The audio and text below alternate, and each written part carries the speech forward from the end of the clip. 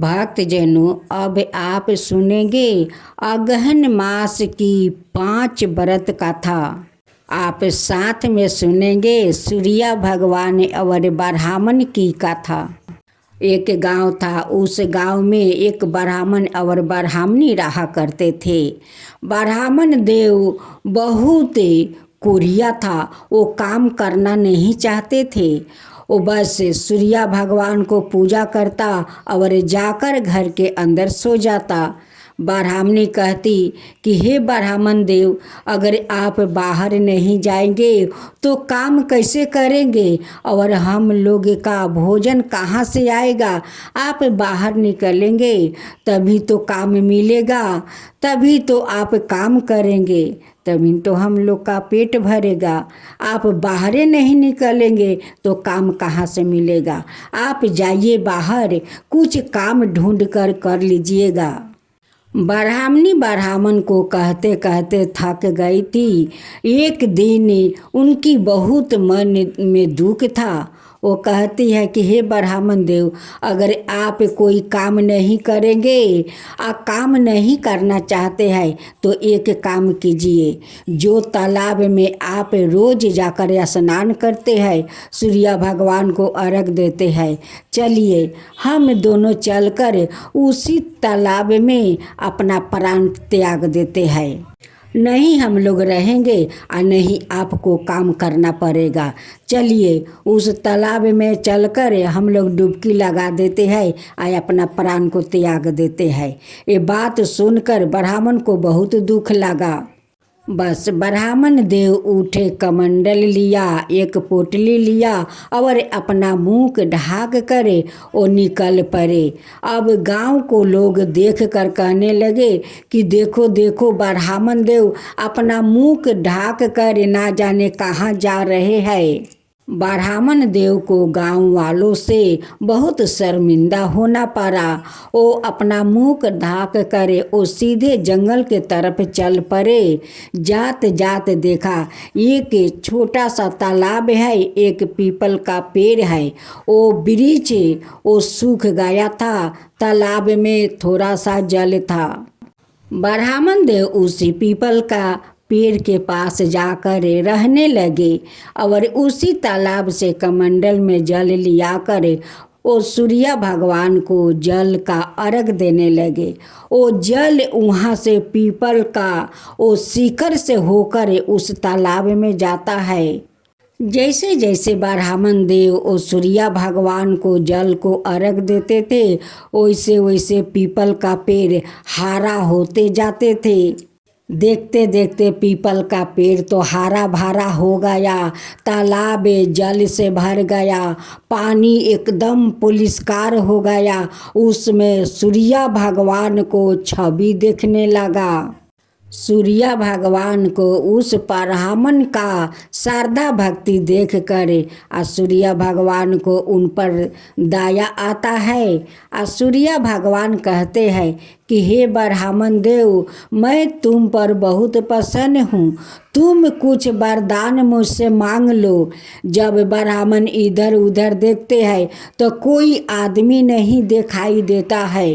ब्राह्मण देव कहते हैं कि ये आवाज़ कहाँ से आ रहा है, कोई तो यहाँ पर है नहीं, यहाँ पर एक पाखी पंछी नहीं है, ये आवाज़ कहाँ से आता है। इस आवाज़ को सुन सुन कर ब्राह्मण देव को अंदर में डर समा गया। ओ तब ब्राह्मण देव सुन सुन कर सुखाने लगे।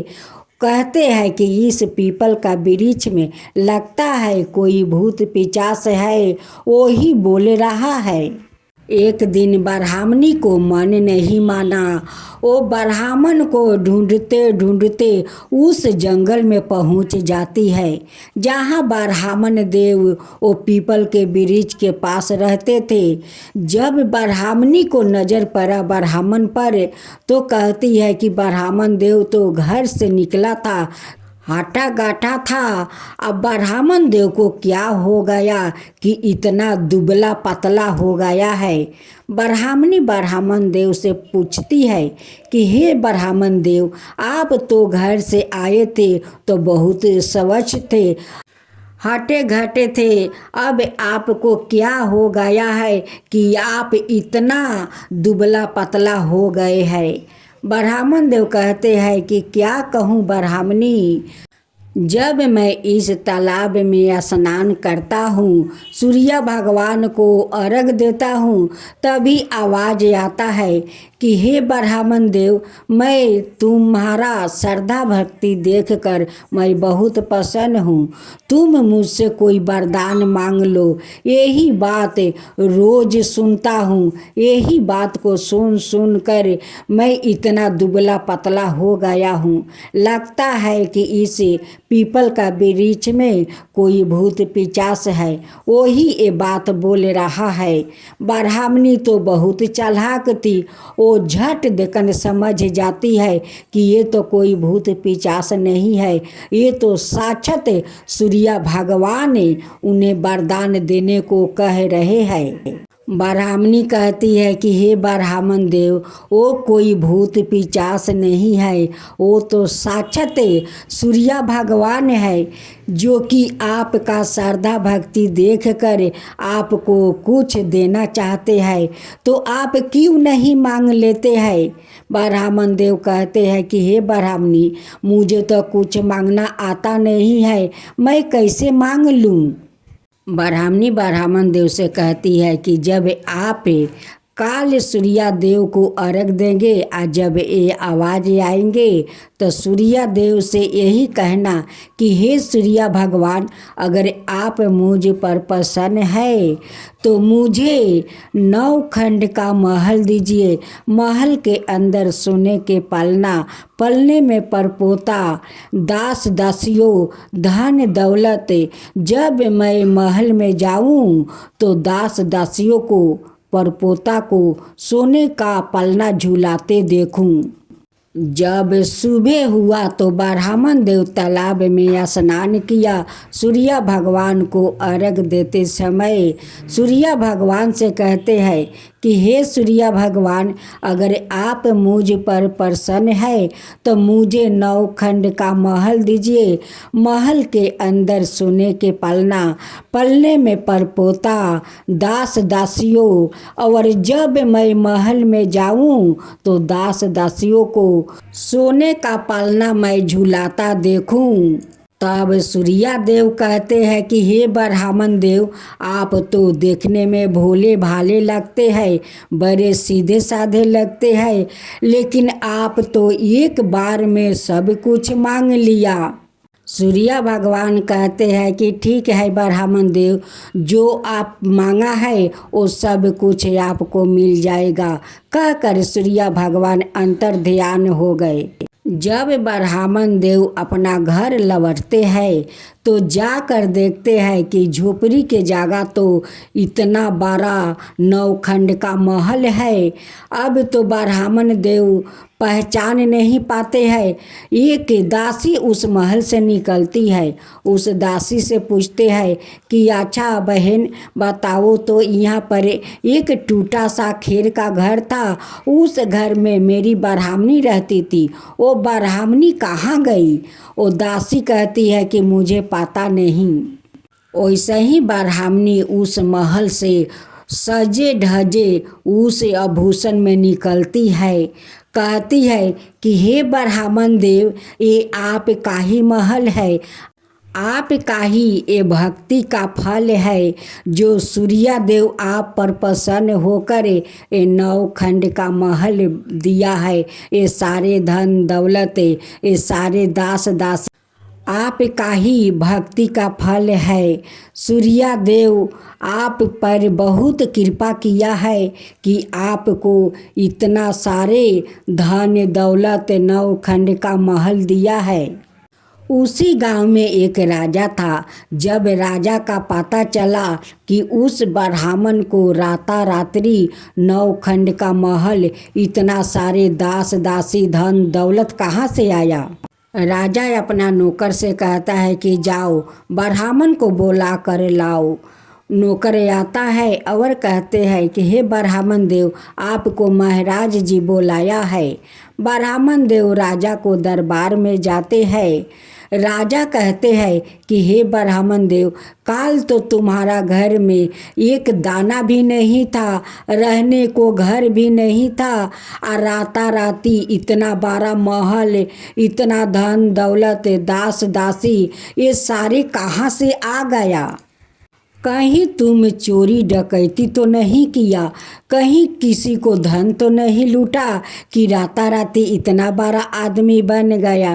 तब ब्राह्मण देव हाथ जोड़ कर कहते हैं कि नहीं महाराज, ये तो सूर्य भगवान का कृपा है, उन्हीं का कृपा से तो ये सारा धन दौलत महल है, उन्हीं के कृपा से तो सब कुछ हुआ है। तब राजा कहते हैं कि ऐसा बात है तो हे ब्राह्मण देव, मेरा तो कोई संतान नहीं है, इतना बड़ा महल तो है, धन दौलत है, सब कुछ मेरा पास है, लेकिन मेरा कोई संतान नहीं है।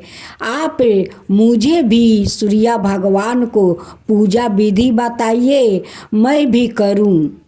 ब्राह्मण देव कहते हैं कि हे राजा सुनिए, मैं बताता हूँ। आप रविवार के दिन उठ कर सुबह स्नान कीजिए, सूर्य भगवान को अर्घ दीजिए, उन्हें भोग लगाइए, एक समय आप भोजन कीजिए। आप पर सूर्य भगवान जरूर कृपा करेंगे, आपका महल में बच्चों को किलकारी जरूर गूंजेगा। उस राजा ने ब्राह्मण को कहे अनुसार ओ रविवार का श्रद्धा भक्ति से सूर्य भगवान को पूजा किया। कुछ दिन के बाद रानी गर्भवती हो जाती है। जब 9 महीना पूरा हो गया तो रानी खूब सुंदर एक पुत्र को जन्म देती है। अब तो राजा का महल में खुशी का ठिकाना नहीं है, बहुत सारा बधाइयाँ बाजने लगे, राजा बहुत सारा दान करने लगे। उस राजा ने सारे गांव में ढिढोरा पिटवा दिया कि आज से रविवार के दिन सभी ने स्त्री पुरुष सूर्य भगवान को श्रद्धा भक्ति से पूजा करे, सूर्य भगवान सभी को खुशियाँ भर देंगे। उस दिन से सारे गांव वालों हर रविवार को व्रत करने लगा। तो हे सूर्य भगवान, आप जैसे उस ब्राह्मण को धन दिया वैसा ही सबको देना, जो कहानी कहे हुंकार भरे, जो सुने उन सब के ऊपर कृपा करना। हे सूर्य भगवान, सबके ऊपर कृपा करना। सूर्य भगवान की जय हो, सूर्य भगवान की जय हो।